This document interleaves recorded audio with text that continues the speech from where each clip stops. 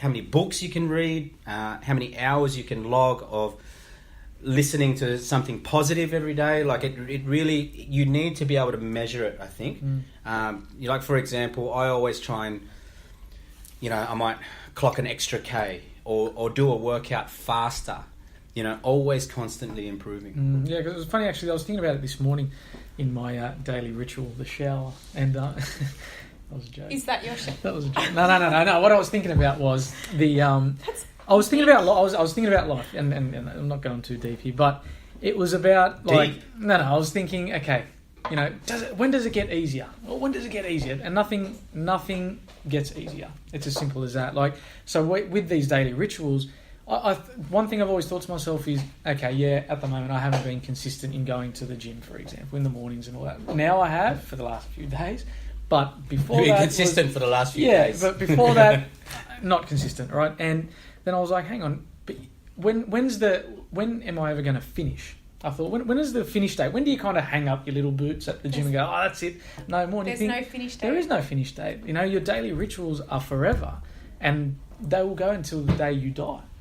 And of course, you're not going to go lift the heaviest weight that you're lifting at 25 years of age or running as many kilometres. But, how many inspirational people do you see that, on social media, it's helped to see them, like old people that are, over 90 years of age and they're doing chin-ups and stuff like that. And you think, why can't I do that? Because they've been consistent every single day. Yeah, that's right. So you just said to us just then that you've just gone to the gym for the last 3 days and you're going, why is it so hard? And a lot of people do that. They go, why is it so hard, right? But in reality, it's actually not that hard if you do it every single day. And it's got to be priority as well. And I do it every single day. And I tell you what, on Sunday, right, which is meant to be my lazy day, I did an hour and a half of intense cardio, which is, a little bit more than what I normally do. But you know what? Like, it was easy because I do it every single day. It's not a chore for me. And you read a book. Yeah, like and plus I hit education at the same time. But that is normal for me. People say, okay, Zah, so when I talk to people about education, right, and they ask me, well, how many books do you read a month or all that sort of thing, and I tell them and they don't believe me. I tell them I sometimes read 4 books a month, which is a book a week. Well, they don't believe you because it's too unachievable for them. But I never started out like that. I started out reading like 10 pages a day, before I started like getting tired and the words go blurry, you know what I mean? But, when that's taken me years and years and years. Like, I'm 34 now. I started on the personal development path at probably, I think, around the 30-year mark. So it's been 4 years of hardcore learning, education, and that's when I did my body transformation. So, like, I really took my training seriously. So, I had to learn through a little bit of pain and trauma to kick me up the arse to get going. But I haven't stopped. And like you said, you will never stop. That's right. Yeah. And things get easier and easier and easier. And then what happens is that you get faced with a challenge, and then once you get faced with that challenge, it's no longer a challenge anymore. So if you can incorporate these daily rituals, weekly rituals, monthly rituals, yearly rituals of constantly challenging yourself, but every single day. That's right. Don't ever fall off the wagon. And a lot of people listening will probably say, well, I want to have my weekends off. That's fine. Like, everyone's different, right? I don't want my weekends off. I want to work on myself every single day because I'm obsessed with what I do, right? And people might point and laugh and say, oh, that's silly, Zah's too much. But you know what? Like, I am too much. I am in this position because of these daily rituals. I can live the life that I want because of my daily rituals. That's right. Right? So I've got choices. And a lot of people don't have those choices because they can't commit to those rituals. That's right. They don't give themselves that opportunity. Jade, how hard do you find it? And this is for both you and Sarah, actually, with it's a girly thing. Yeah, sticking to with the salon, sticking to daily rituals. Like, is it an easy thing now? Are there daily rituals within the salon, or is it always changing? Is it and is it hard to hold down and do every single day? I think there's 2 parts to this. I think as a business, this business has become more and more successful as the years go on. So this business is a very different business to what it used to be even 1 year, 2 years, 3 years, 6 years ago. I'm a different businesswoman than I was 1, 2, 3, 6 years ago. Mm. So the rituals are sharper and sharper. Yep. I think when I've tightened up rituals in my life, my personal life, very similar to what Zar does. Mhm. I'm doing the same things, the vinegar, the 10 kilometres, the cold showers, like I'm just the female version. Yeah. But they naturally, what has happened is it transfers unconsciously, it transfers into your business, into your career, into every aspect of your life. So you find that it has a ripple effect. So I didn't go out there and actively say, okay, I have to improve this area and this area and this area of my life. It had a ripple effect, Of course, yeah. unconsciously. So yeah, the salon is extremely successful salon, and that's because of a number of things. But we can definitely put it down to rituals. I can speak for Sarah. There are things that we do every single Monday. Yep. We do specific things on Tuesdays. We do things on Fridays, Saturdays, Sundays when the salon's not open, just so this salon is successful. Mm-hmm. And that's, our operational processes are really tight. It looks like a cool, sexy, fun place to be, and it really is, but a lot goes into it. Yeah. It's blood, sweat and tears from both of us. Sarah, more than anything. So And on the management position, Sarah, like, again, the daily rituals that you take on yourself, do you implement that into the team as well? Yeah, so when I first started, everything wasn't set out for me, and I had to kind of find what worked, and then I realised that if I'm not told things, it wasn't working, and that was just my personality. I specifically needed things written out for me, kind of dumbed down in point form in order for me to embed it in my head and then become natural. And that's okay. I didn't expect it to come natural, and for everyone listening, it might not come natural straight away. You might need to write it down so you are reminded, okay, this is what I have to do, this is what I have to do, and this is what I have to do, so that when you do it week in and week out, it becomes second nature, and it just, it happens. So that's how I started out, and to the point don't get me wrong, there's times that I still forget things, and then I have other members of my team to remind me, which is good, and vice versa. I do the same with my team. If they're ever to forget anything, we just make sure that at least someone is always doing these rituals, whether we're busy or not. But in saying that, like, speaking for Sarah as a leader, Sarah's got these daily rituals that I know personally that she does every day, because I see it on social media, and we're extremely close. And so I know what she does. I know that she goes for her walks along the bay every morning, and she clears her head.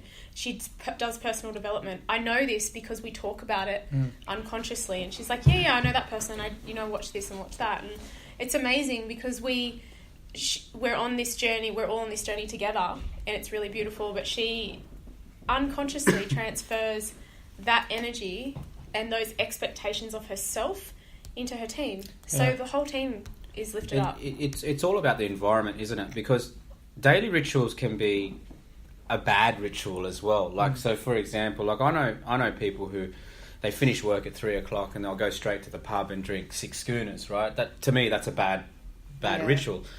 People, will go through drive-through Maccas, and that's what they eat, as a late lunch. That's their ritual, and that's a bad ritual, right? And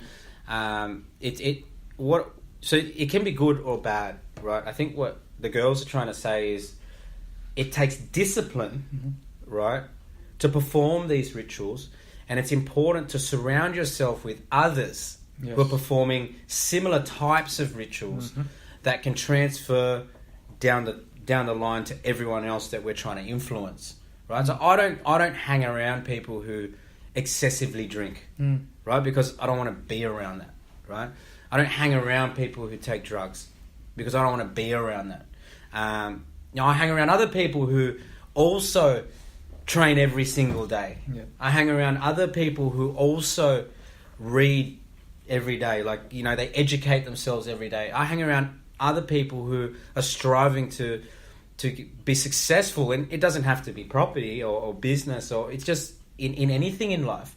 So if you surround yourself with those people, you all hold yourself accountable, right? Like, I know I hold you guys accountable for what you guys do, and if you guys perform a ritual that's bad, like I'm going to be pretty honest with you, like, and you guys are probably going to be pretty honest with me as well, because we're all on the same team. That's right. So it's important to surround yourself with other people who are on the same journey as you, because they're going to be performing the rituals that you need to be performing.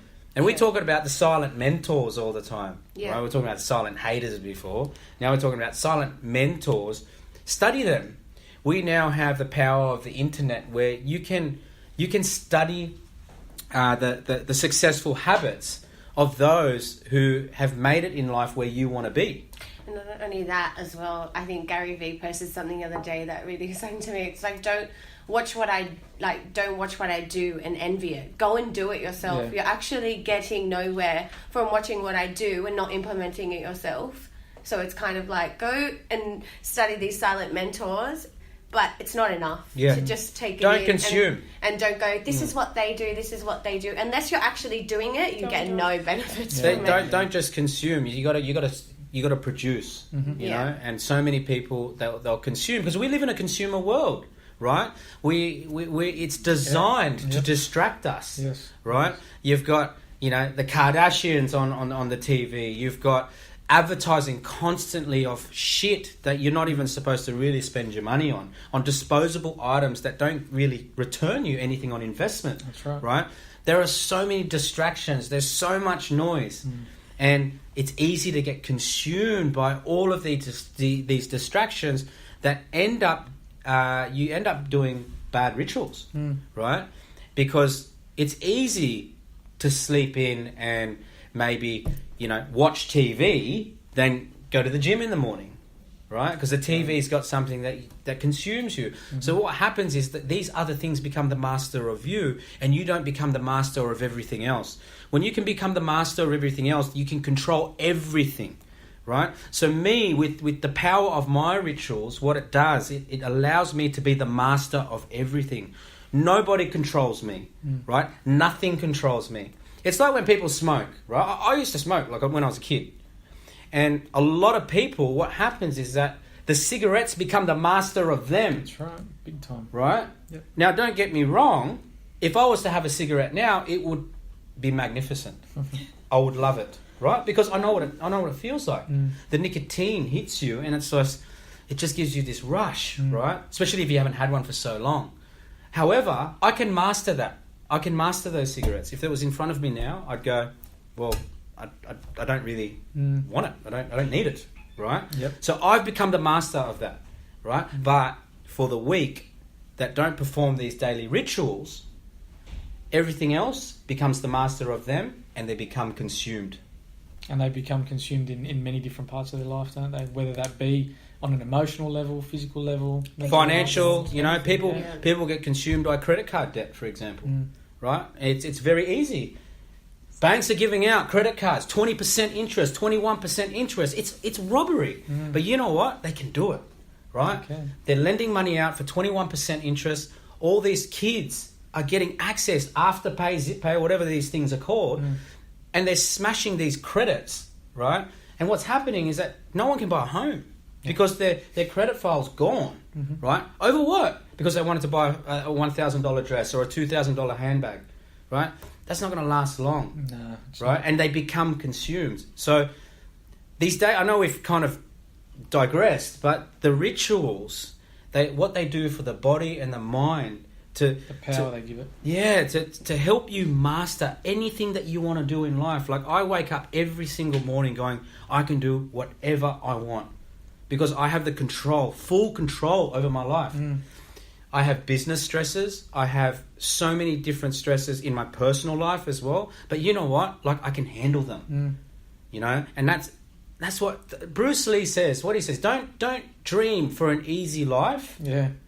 Dream for the strength to endure a difficult life. Goes back to I think that's not word for word, right? I don't know. But it sounds kind of along the lines of it's something Bruce Lee would say, So, but it's true. Yeah. If you can train yourself to endure a difficult life, then life will be easy, right? But too many people just dream for that easy life. One thing I wanted to bring up as well with it's more of a tip for our listeners is putting the rituals together. So one thing you guys do, and Sarah, you do it in the morning as well, is your fitness